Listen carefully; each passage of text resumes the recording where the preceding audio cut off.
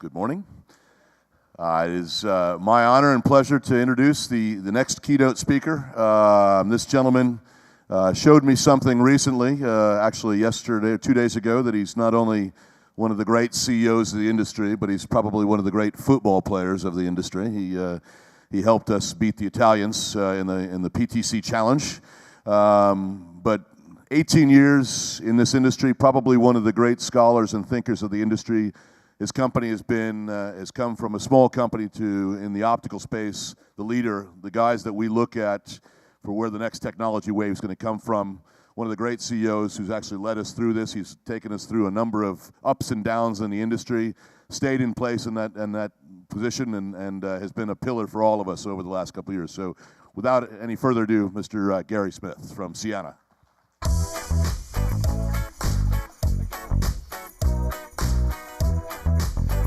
Thanks, Bill. Good morning.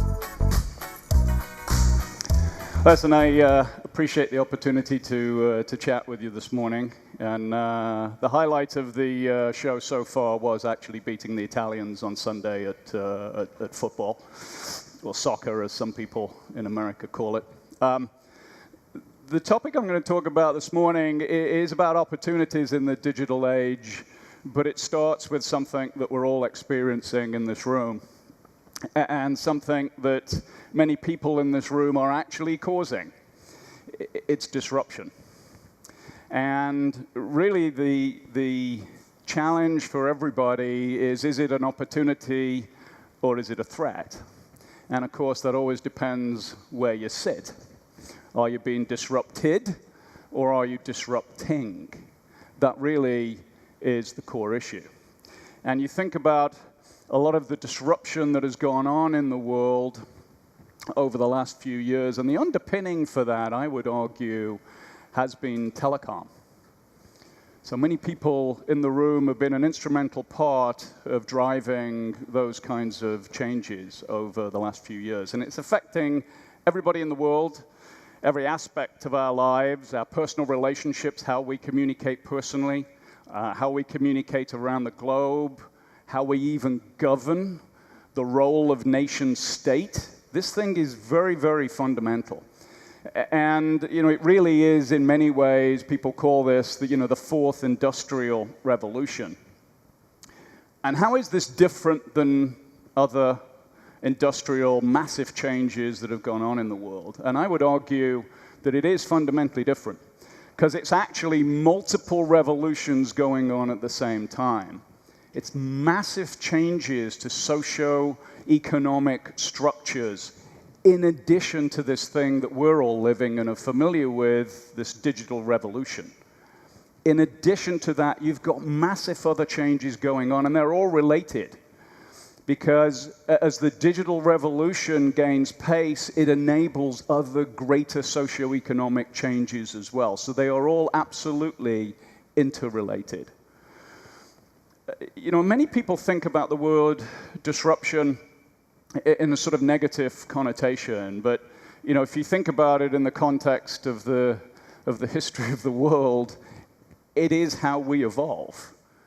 And so it is a natural thing for us to do, and it's not going away. I think the challenge for us all is the rate of that innovation and change is moving so dramatically.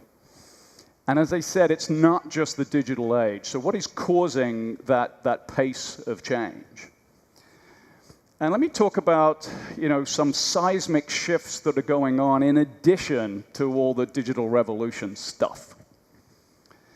I think the first major shift is the center of gravity of the economic power, if you will.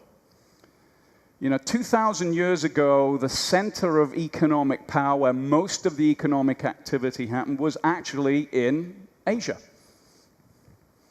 And then through the Middle Ages, it moved to Europe, through the industrial revolutions there. And then, more recently, the center of economic activity has been in the United States. But this is shifting. And it's shifting very quickly.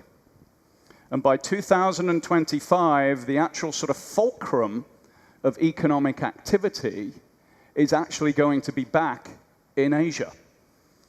Very pertinent, obviously, for the PTC and the stakeholders of the PTC. But that is a massive shift. Now, a couple of things I would point out about this. First of all, it is not a zero-sum game. It's not that economic activity moves from one country over to another and plops down. It's the fact that you've got more people coming into the global economy.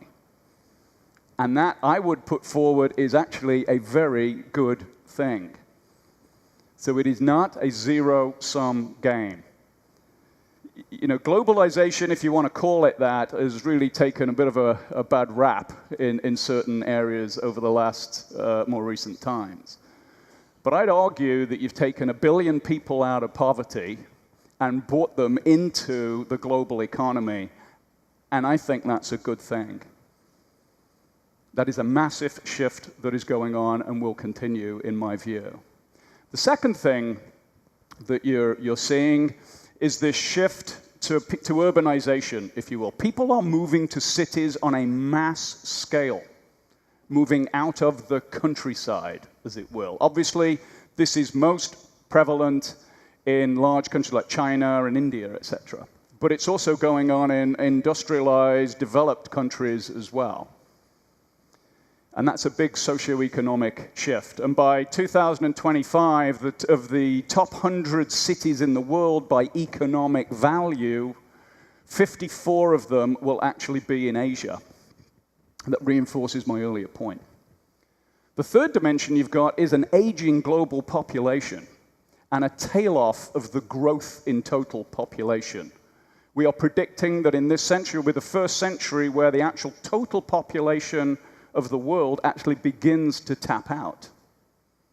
Again, massive changes. Then, of course, the one that we're familiar with is the digital revolution. Just 20 years ago, less than 3% of the population had a mobile phone. And only 1% was on the internet, and that was only 20 years ago. Now, for those of us in this room, you know, we live this every day. But that was only 20 years ago. Now you've got 2/3 of the planet own or have access to a mobile phone, and over half the people on the planet have access to the internet. A massive change to hundreds of millions of people. So these 4 massive changes are working together, and that's why the rate of change is compounded, because they are interrelated. The more we connect the planet, the more you have economic activity, the more people want to move to cities, and any socioeconomic expert will tell you when people gather together, innovation happens faster. That's the ramification of cities from a telecom point of view. And of course, then they need what? They need more infrastructure. It's a good thing. But it's not just about the technology. The real thing that is driving change is really the underpinning of that technology into changing business models. The technology is very exciting, and you know, companies like Ciena are very focused on driving innovation and technology. But the thing I think we all need to bear in mind is it's not the technology, it's what people do with it. And if you think about the changes of the last sort of 20 years, you know, it's not just changes to technology, it's changes to the fundamental business models about how people do things. And no industry is without disruption here. You think about it. Some of the names up behind me here, disrupting retail, hospitality, transportation, music, entertainment, advertising. No industry is without massive amounts of change and disruption. And I'd put to you that a large part of that is the confluence of the actual network and mobility coming together with compute. And that has enabled completely different business models that we never thought of. Now, there's an irony to this. Who in the room was here in this industry in 2001? Okay, let's do that. Now, for those of you who remember that, the irony here is we couldn't give capacity away. No one wanted it. You know, we built it and nobody came because there was no business model to deliver that capacity, to use that capacity. It was all essentially about voice then. But I would say that was a key point in actually enabling these transformational business models, is massive amounts of capacity became available to these kinds of companies, and they figured out how to make a business model out of it. And it's an interesting thing, but if that hadn't have happened, how much longer would it have taken to evolve these kinds of business models? It's a question we'll never know the answer to. But my view is that really started these kinds of, you know, content, services, over the top, whatever you want to call them, business models that clearly have driven a lot of value. Now, the one industry that I've not talked about is telecoms. How has the telecom industry been disrupted? It's essentially moved from a fixed delivery, and this graphic, you know, obviously I was born in England, so I resonate with the telephone box, the red pillar box. And that really, when you think about it, sort of epitomizes, you know, you go to the phone. It is fixed. And you think about the changes now, just basically 20 years later, is, you know, everything comes to you. And all of the services on top of that. A fundamental change, and it's really this confluence of enormous amounts of bandwidth with mobility. That really is the change. And the irony to this somewhat is that we are responsible in the telecom industry for our own disruption. We did this. We put massive amount of capacity out there. We made, you know, mobile, you know, a reality, and the ability to get data out to the handset. That's what we did. So we've disrupted ourselves in many ways.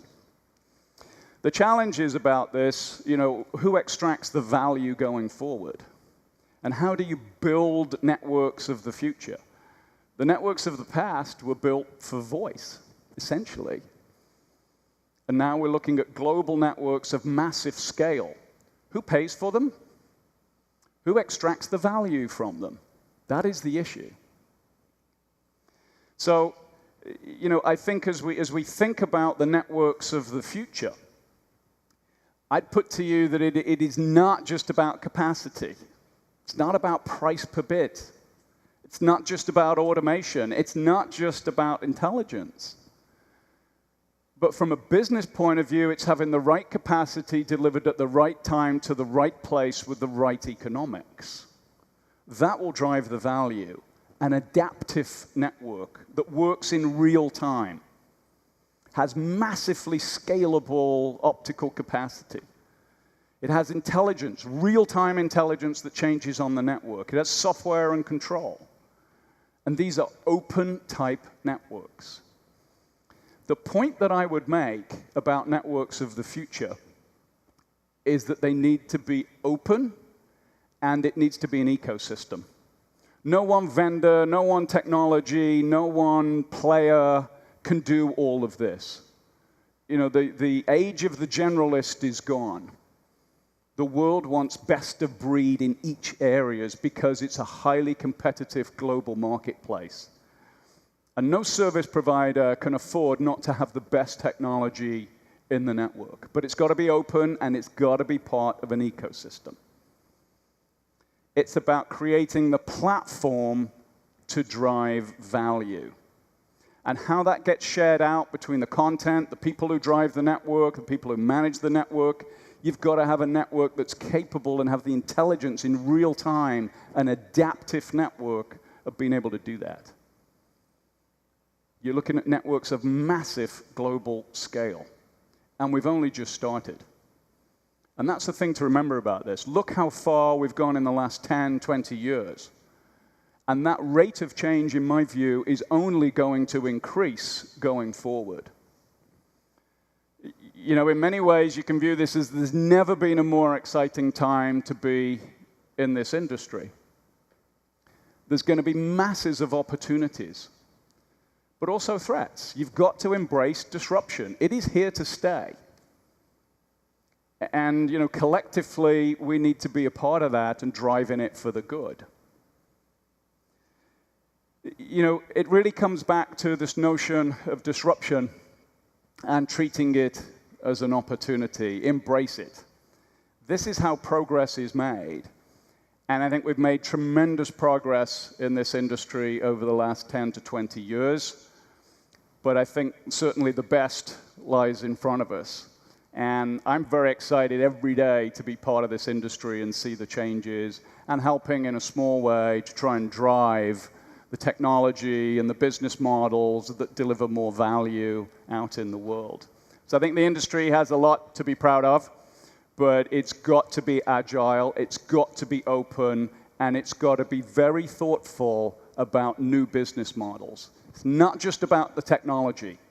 And I say this as from a technology company. It is not just about the technology. It's what it enables and how it drives business value. And to deliver value, you've got to deliver value to the end user that they will pay for. That is the challenge. That is the opportunity. Thank you.